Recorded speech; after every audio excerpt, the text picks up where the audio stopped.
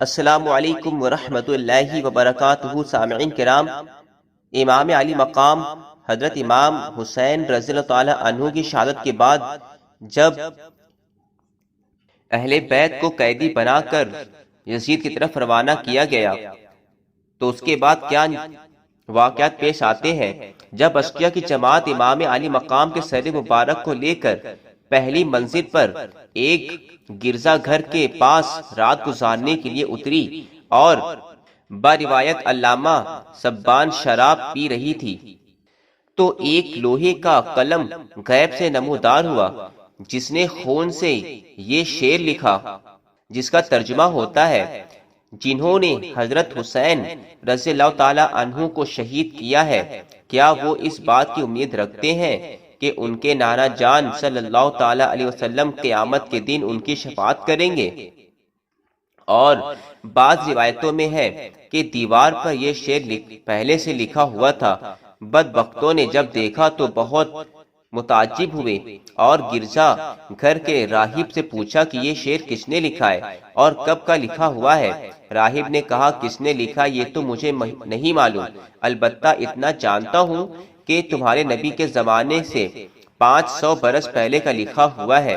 راہب نے جب شہیدوں کے سروں کو نیزوں پر اور چند بیویوں اور بچوں کو بحالت اسیری دیکھا تو اس کے دل پر بہت اثر ہوا اور دریافت کرنے پر جب پورا حال اس کو معلوم ہوا تو کہا، معاذ اللہ، تم لوگ کتنے برے آدمی ہو کہ اپنے نبی کی اولاد کی قتل کیے ہو اور پھر ان کے بال بچوں کو قیدی بنائے ہوئے ہو۔ سامعین کرام، پھر راہب نے ان بدبختوں سے کہا کہ اگر رات بھر اپنے نبی کے نواسے کا سر ہمارے پاس رہنے دو تو ہم تمہیں 10,000 درہم دیں گے۔ وہ لوگ اس پر راضی ہو گئے۔ راہب نے رقم ادا کر کے حضرت کا سر مبارک لیا اور اپنے مخصوص کمرے میں لے گیا۔ پھر سر انور، چہرہ مبارک اور مقدس زلفوں اور داڑھی کے بالوں پر جو گرد و غبار اور خون وغیرہ جمع ہوا تھا دھویا اور عطر و کافور لگایا اور بڑی تعظیم و تکریم کے ساتھ اپنے سامنے رکھ کر اس کی زیارت کرنے لگا۔ خدائے عز و جل اس کے اس ادب سے راضی ہوا، اس نے اپنی رحمت کے دروازے کھول دیے۔ راہب رونے لگا اور اس کی نگاہوں سے پردے اٹھ گئے۔ اس نے دیکھا کہ سر اقدس سے آسمان تک نور ہی نور ہے۔ جب اس نے سر مبارک کی یہ کرامت دیکھی تو صدق دل سے لا الہ الا اللہ محمد رسول اللہ پڑھ کر مسلمان ہو گیا اور صبح کو سر ان کے حوالے کر دیا۔ بدبخت جب وہاں سے چل کر دوسری منزل پر پہنچے اور درہموں کو تقسیم کرنے کے لیے تھیلیوں کے منہ کو کھولا تو دیکھا کہ سب درہم ٹھیکری ہو گئے، یعنی کہ پتھر بن گئے، اور ان کے ایک طرف یہ آیت کریمہ لکھی ہوئی ہے: وَلَا تَحْسَبَنَّ اللَّهَ غَافِلًا عَمَّا يَعْمَلُ الظَّالِمُونَ، ظالم جو ظلم کرتے ہیں خدا تعالیٰ کو اس سے غافل ہرگز نہ جانو۔ پارہ نمبر 13 رکوع نمبر 19۔ اور دوسری طرف یہ آیت مبارکہ تحریر تھی: وَسَيَعْلَمُ الَّذِينَ ظَلَمُوا أَيَّ مُنْقَلَبٍ يَنْقَلِبُونَ، ظلم کرنے والے عنقریب جان لیں گے کہ وہ کس کروٹ پلٹا کھائیں گے۔ پارہ نمبر 19 رکوع نمبر 15۔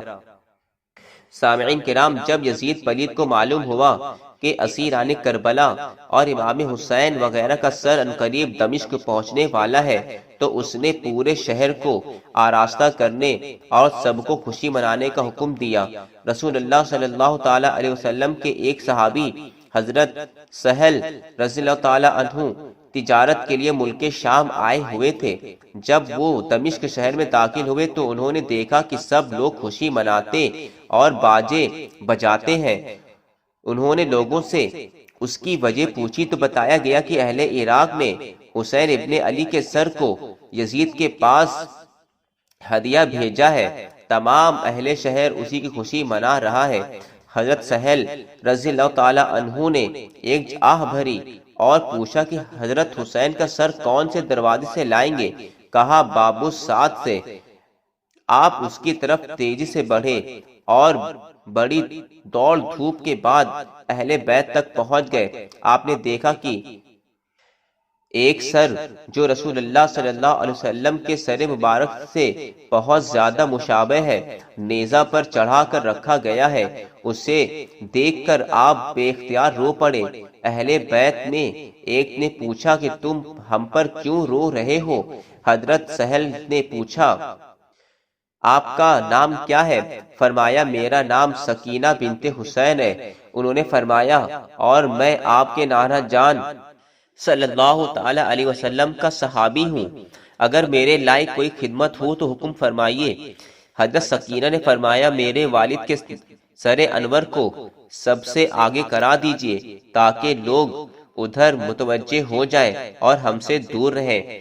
حضرت سہل رضی اللہ تعالی عنہ نے 400 درہم دے کر حضرت امام کے سر مبارک کو مستورہ سے دور کرا دیا۔ تذکرہ صفحہ نمبر 107۔ اس واقعے سے معلوم ہوا کہ محرم کے دنوں میں باجے بجانا حضرت امام حسین رضی اللہ تعالی عنہ کے دشمن یزیدیوں کی سنت ہے۔ آپ کے محبان کا گھر تو ماتم کدہ بنا ہوا تھا، ان کے یہاں اس موقع پر باجا بجنے کا تو کوئی سوال ہی نہیں پیدا ہوتا۔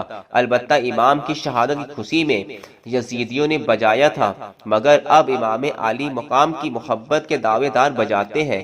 خدا تعالیٰ انہیں سمجھ عطا فرمائے اور یزیدوں کی سنت پر عمل کرنے سے بچائے، آمین۔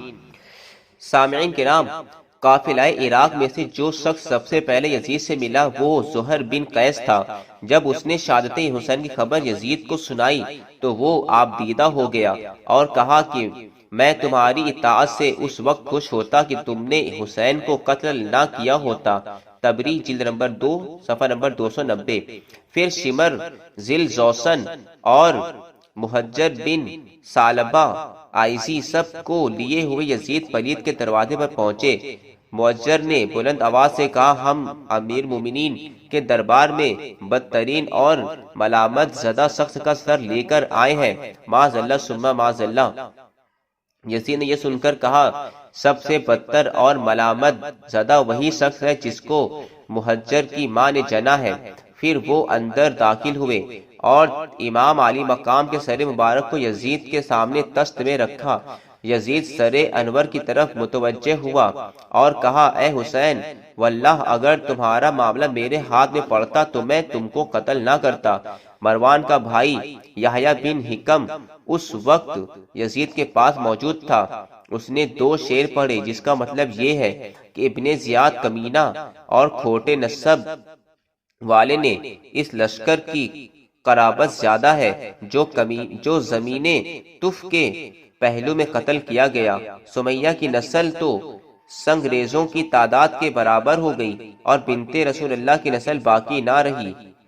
یزید نے یہ سن کر یحییٰ کے سینے پر ہاتھ مارا اور کہا خاموش۔ تبری جلد نمبر 2 صفحہ نمبر 291۔ پھر یزید پلید نے امام علی مقام کے لبوں اور دانتوں کو چھڑی لگاتے ہوئے کہا اب ہماری اور ان کی مثال ایسی ہے جیسا کہ حسین بن الحمام شاعر نے کہا ہے کہ ہماری قوم نے تو انصاف کرنے سے انکار کر دیا تھا لیکن ان تلواروں نے انصاف کر دیا جن سے خون ٹپکتا تھا۔ رسول اکرم صلی اللہ علیہ وسلم کے ایک صحابی حضرت ابو برزہ رضی اللہ تعالی عنہ وہاں موجود تھے۔ انہوں نے فرمایا اے یزید تم اپنی چھڑی حسین کے دانتوں اور لبوں سے لگا رہے ہو جن کو رسول اللہ صلی اللہ علیہ وسلم چوسا اور چوما کرتے تھے۔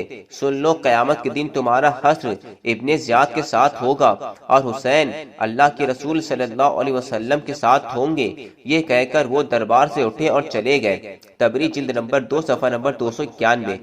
پہلے جو ذکر کیا گیا کہ حضرت امام حسین رضی اللہ تعالی عنہ کی شہادت کی خبر سن کر یزید رونے لگا اور پھر اس نے یہ کہا کہ اے حسین واللہ اگر تمہارا معاملہ میرے ہاتھ میں پڑتا تو میں تم کو قتل نہ کرتا۔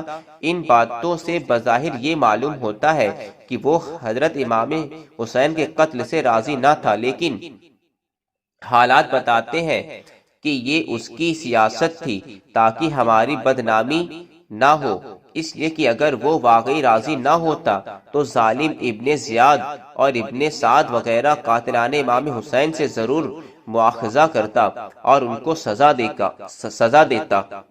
تو سامعین کرام، اس طرح امام حسین رضی اللہ تعالی عنہ کے سر مبارک کی برکت سے ایک راہب بھی صاحب ایمان ہو جاتا ہے، اور واقعے میں کیوں نہ ہو، کیونکہ امام حسین کی وہ ذات ہے جس کے بارے میں اعلیٰ حضرت فرماتے ہیں، تو زندہ ہے واللہ، تو زندہ ہے واللہ، میری چشم عالم سے چھپ جانے والے۔